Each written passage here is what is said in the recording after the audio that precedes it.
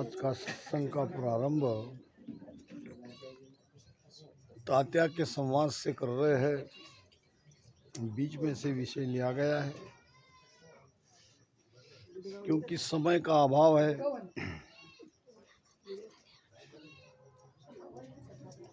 जब गुरु महाराज बिराई से पूरब रिचोला गए, बीच रास्ते में मालवा प्रांत में ये तात्या जैसे और ज्ञानी विद्वान पंडित, इनसे गुरु महाराज का संवाद हुआ। इन्होंने बड़ी गहरी बातें गुरु महाराज को पूछी।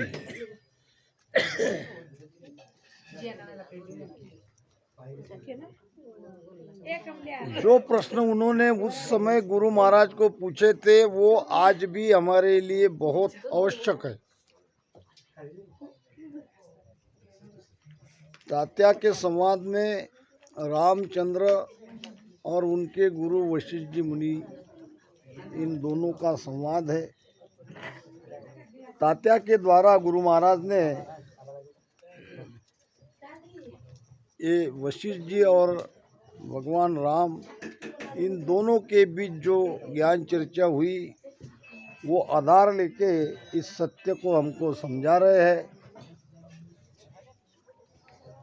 वाष्ट मुनि तब बोलिया, रामचंद्र सुन भेव, पार ब्रह्म तब भ्याससी, अंतर करशो सेव, अंतर करशो सेव, आप आपी को जो, राम राम वो शब्द अरद उरद बिच खोवो, सुख राम कहे सुनतातिया, अखंड बताई सेव, वाष्ट मुनि तब बोलिया, रामचंद्र सुन भेव।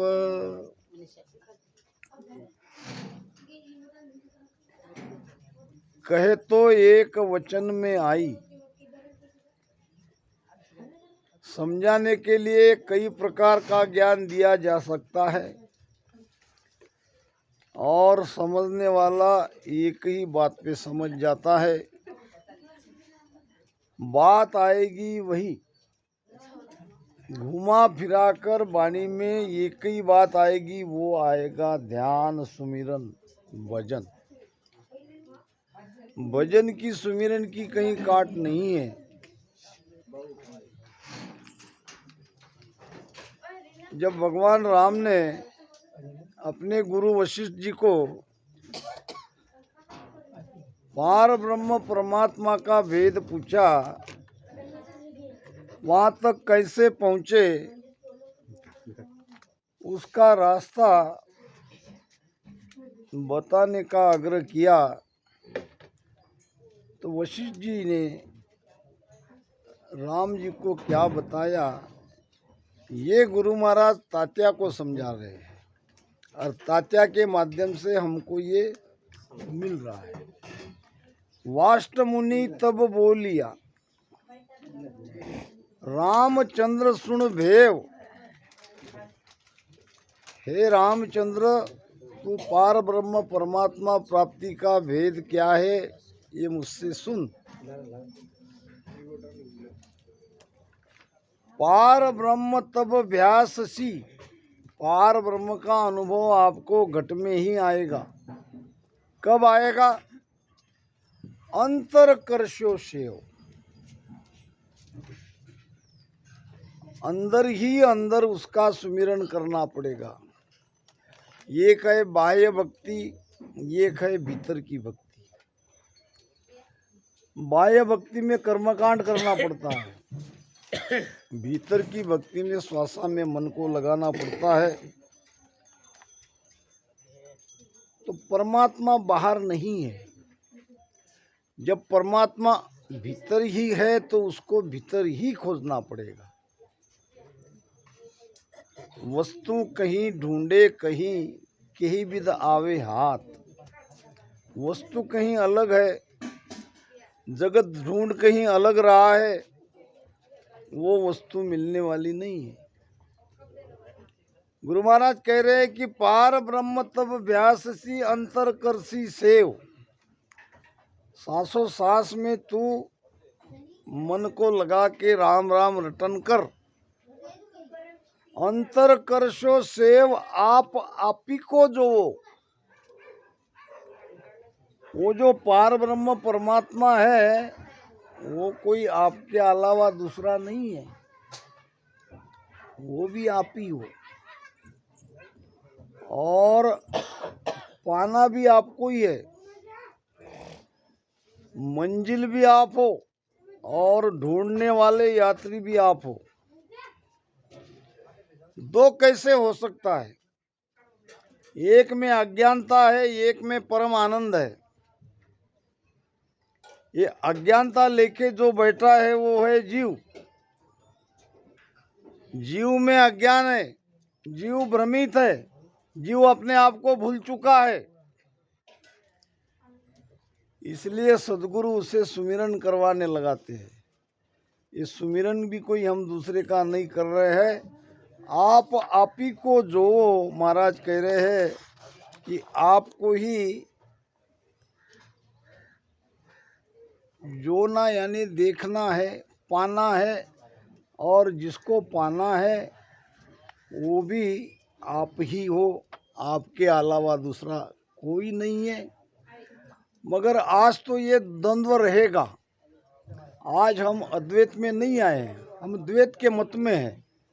यहाँ तो यही करना पड़ेगा कि राम राम भजन करो, गुरु के शरण में जाओ और परमात्मा 10वें द्वार में 10वें द्वार के बाहर है। ये सारी बातें अभी तो कहनी पड़ेगी, मगर जब उस परम सत्य की उपलब्धि होती है तब वहाँ दो नहीं रहता है, एक का ही भाव रहता है कि परम पद को प्रेम आपको आप ही माई। परम पद को नाव आपको आप जपाई। परम पद को ध्यान आपको आप ही धारे। परम पद सो उलट आपको आप ही तारे। सुख राम तातिया तरे यूं बिछड़ियो जाय। तन में मन हुए नाम संग चढ़े पिछम दिस माय। गुरु महाराज फरमा रहे हैं कि भाई परम पद में जाना है, परम पद की प्राप्ति करना है तो वो परम पद भी आपके ही अंदर है। परम पद कोई आपसे बाहर नहीं है। ये बात अलग है कि शरीर में जो भी हम पकड़ के रखे थे या हमारे साथ थे वो सब छूटते चले जाते हैं। 5 विषय, 25 प्रकृति, 3 गुण, ये सभी एक एक करके छूटते जाते हैं। जब सारी चीजें जो हमने पकड़ रखी थी वो छूटती जाएगी तो बचेंगे हम अकेले। और ये तब की बात कह रहे हैं कि वो परम पद आपके अंदर है और परम पद को नाव आपको आप ही माई। परम पद का जो नाम है वो भी आपका ही है, यानी उस परमात्मा का है। और आपके भीतर ही वो जागरूक होता है और आपको ही उसके आधार से ऊपर चढ़ना है, एक एक कमलों का छेदन करना है। तो नाम भी कोई दूसरा नहीं है, परम पद को ध्यान आपको आप ही धारे। परम पद का जो ध्यान है वो आपको ही धारण करना है, आपको ही करना है। और जिस पद का आप ध्यान कर रहे हो वो पद भी आपके अंदर है। परम पद में उलट आपको आप ही तारे। परम पद में आपको ही उलटना है और आपका आपको ही उद्धार करना है।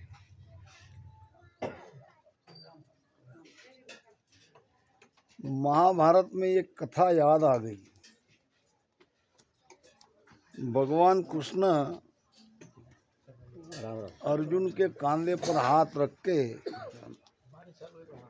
द्रौपदी स्वयंवर के समय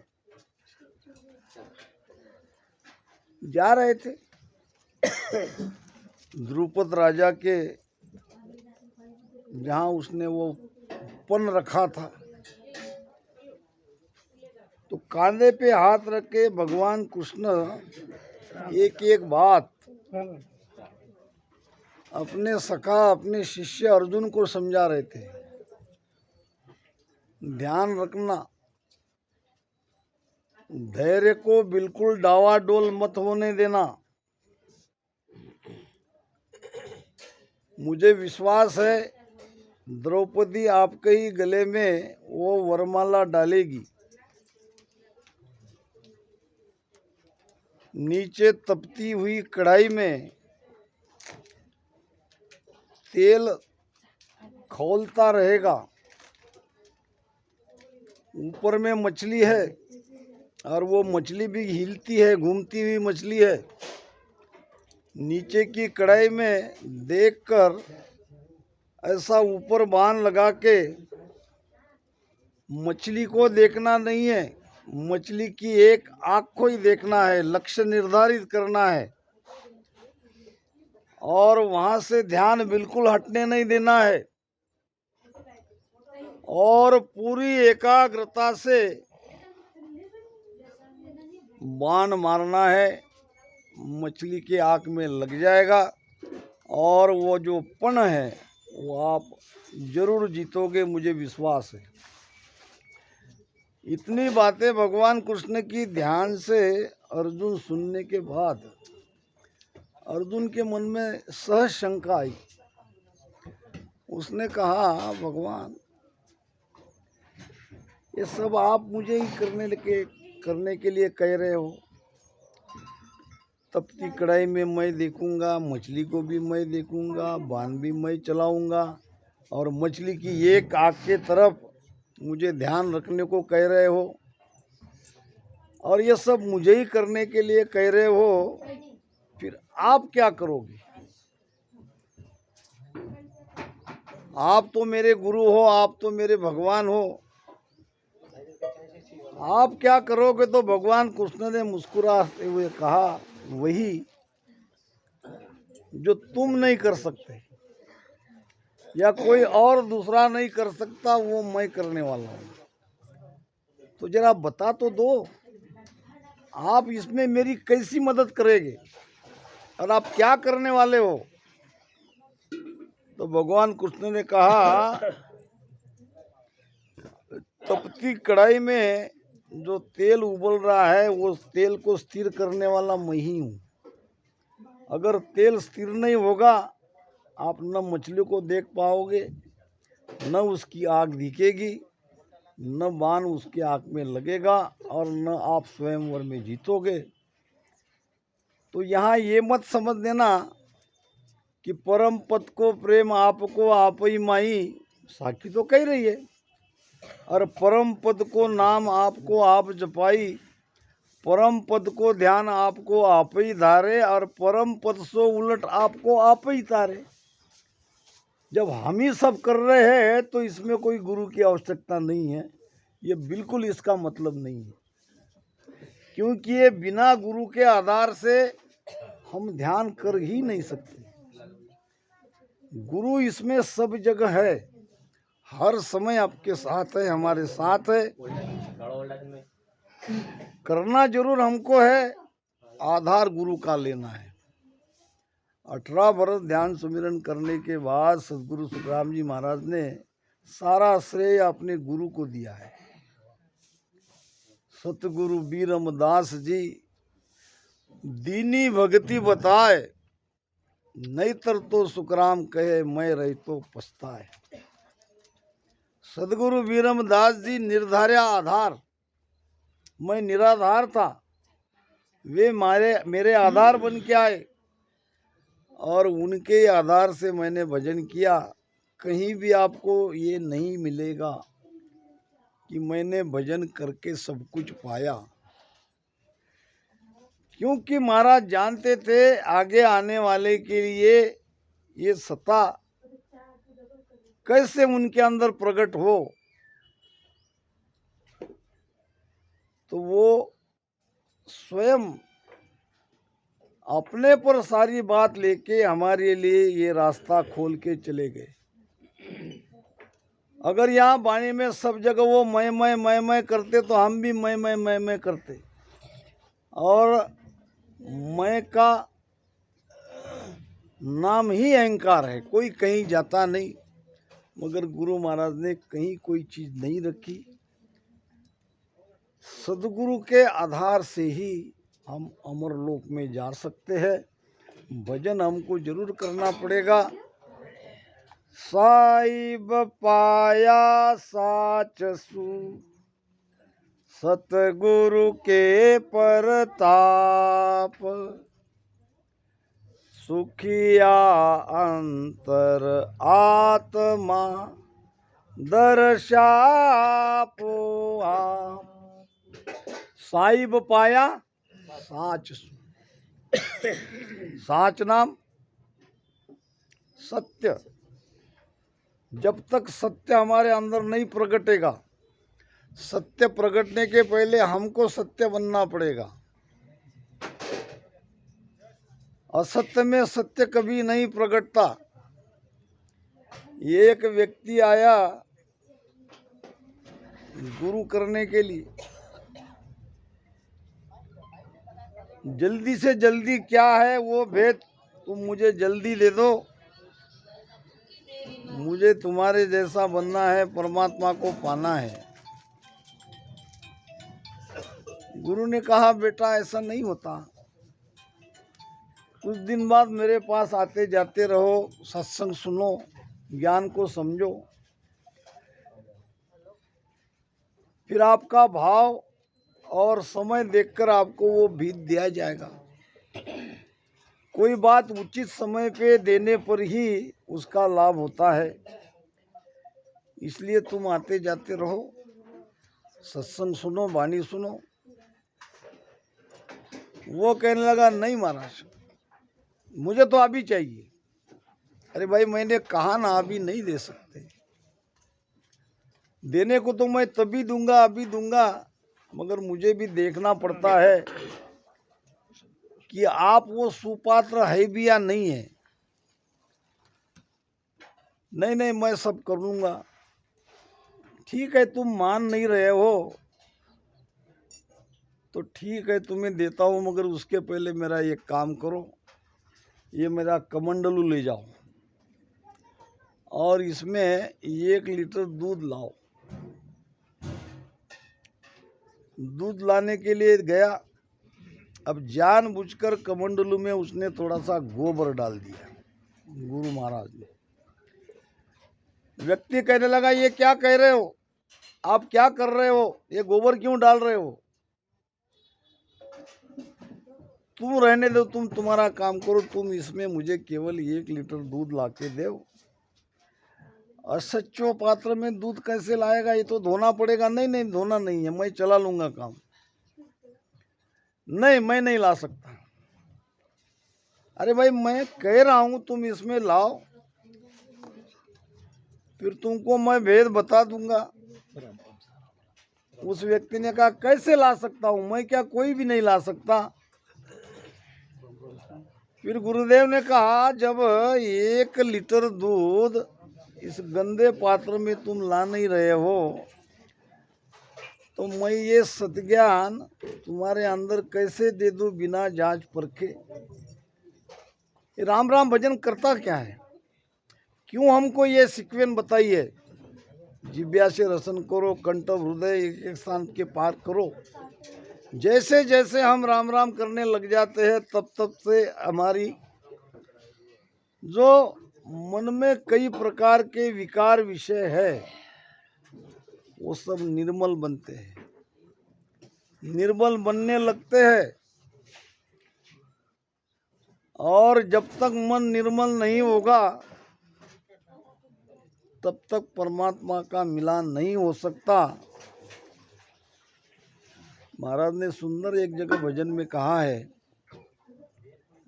शायद मुझे धामनगांव में कहा था हमारे गणेश जी ने, मगर उस समय तो वो हुआ नहीं, अब याद आ गया। ऐसे या को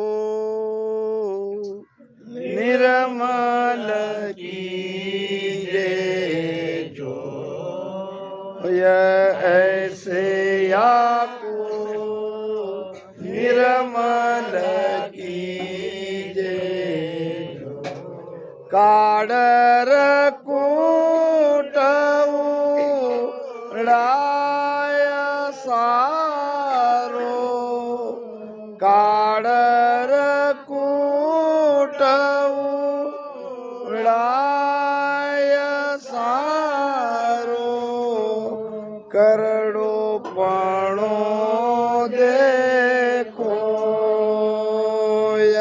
करड़ो पाणो देखो, ऐसे आको निर्मल कीजे जो, ऐसे आको निर्मल कीजे जो। ऐसे याकू, ऐसे यानी इस विधि से, इस भेद से। निर्मल किसको करना है? पांचू बस्तर धोए बेगा ढीलन कीजे जाए। क्या 5 वस्त्र वहां कहा तो क्या 5 तत्व के शरीर को धोओगे? शरीर को धोके क्या करोगे? ये तो वैसे भी मिटने ही वाला है। महाराज कहते हैं मिटते से प्रीत ना कर, जो मिटने वाला है उससे प्रीति मत कर। जो नहीं मिटता है, जो अमर है, उससे प्रीति कर। मिटने वाले से प्रीति क्यों करता है? ये जगत मिटने वाला है। जगत के सारे रिश्ते नाते एक दिन मिटने वाले हैं। एक दिन सब हम एक में को छोड़ के जाने वाले हैं। प्रेम करने लायक संसार में 2 ही है, एक परमात्मा, दूसरा सदगुरु। तो क्या 5 वस्त्र के शरीर को या 5 धातु के शरीर को, 5 तत्व के शरीर को धोना है? बिल्कुल नहीं धोना है। फिर 5 क्या? मन की 5 प्रकार की वासना को धोना है। जब तक ये मन के अंदर में वासना रहेगी कोई कहीं नहीं जाएगा। के सुखराम वासना ऊपर कर असवारी आया। वासना के ऊपर सवार होके ही वो जीव वहां जाता है। तो 5 विषय की वासना जीव के साथ जो मन है वो मन को लगी है। मन को धोना है, मन को निर्मल करना है। तो कैसे? ऐसे आगे बताएंगे गुरु महाराज। ऐसे या को निर्मल कीजे जोय। काडर कूट, मन में कई तरह के विकार भरे, ये सब कूट है। कूट नाम कचरा। काडर कूट उड़ाए सारो, भजन करने से अंदर में जो कूट कचरा कपट भरा है ये सब उड़ जाएंगे भजन से। अगर उड़ नहीं रहे तो आपका भजन भेद से नहीं हो रहा है। किसी भेदी जन के पास जाके भजन चेक करवा लो। और अंदर में करड़ापना है। करड़ापना क्या है? अहंकार। अहंकार ही तो करड़ापना है, उसी को तो मारना है। ये अहंकार जब तक जीवित है तब तक वापस आना पड़ेगा। अहंकार सु ऊपना 5 तत्व प्रमाण। अहंकार से ही ये तत्व बने, अहंकार से ही ये जीव बना, और वही बाकी रहेगा तो हम जीव भाव से अलग नहीं होंगे। माता कौशल्या ने भगवान राम के सिर पे प्रेम से हाथ फिरोकर कहा, बेटा क्या रावण को तुमने ही मारा? और बड़ा सटीक जवाब दिया राम ने। भगवान राम ने कहा, माता जी महाप्रगांड, महाविद्वान, चारों वेद के ध्याता, महान ज्ञानी ऐसे रावण को मैंने ही मारा। किसने मारा? मैंने ही मारा। मैंने ही मारा यानी उसके अंदर मैं आया, अहंकार आया, अहंकार से रावण खत्म हुआ। तो वो राम से कहाँ मरने वाला था? उसको मैंने नहीं मारा, मैंने ही मारा मतलब मैं, अहंकार ने उसको मारा। तो ये अहंकार हमारा मिटना चाहिए। सद्गुरु अहंकार को तोड़ते हैं। काडर कूट उड़ाए सारो करोड़ों पणों दे खोए। अब ये कैसे मिटता है अहंकार? कैसे मन होता है निर्मल? नाभ हैरन करम कोयला, लोह मन पाचू डार। राम राम लोह मन पाचू डार। सास उसास की कवन धवे रे। सास उसास की कवन धवे रे। ज्ञान हथोड़ा मार, ज्ञान हथोड़ा मार। ऐसे आपको निर्मल कीजे जो, ऐसे आपको निर्मल कीजे जो। संत मोहनदास जी महाराज बताते, क्या बताते थे? पहले बायांग को समझना पड़ेगा और फिर अंतरांग समझेंगे। अब बायांग क्या समझना है? वो जो लोहार है, लोहार अपना कार्य कैसे करता है? लोहे को आग में तपा के लाल करते उसको धार देता है। धार देता है ना, यही तो करता है। तो वो तो हम सब जानते हैं। उसके पास आयरन है, उसके पास कोयला है, उसके पास भाता है,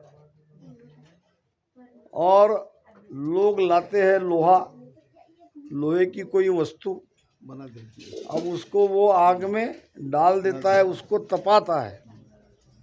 तपाने के बाद उसके ऊपर हथौड़ा चलाता है। हथौड़ा चलाने के बाद वस्तु धारदार बनती है।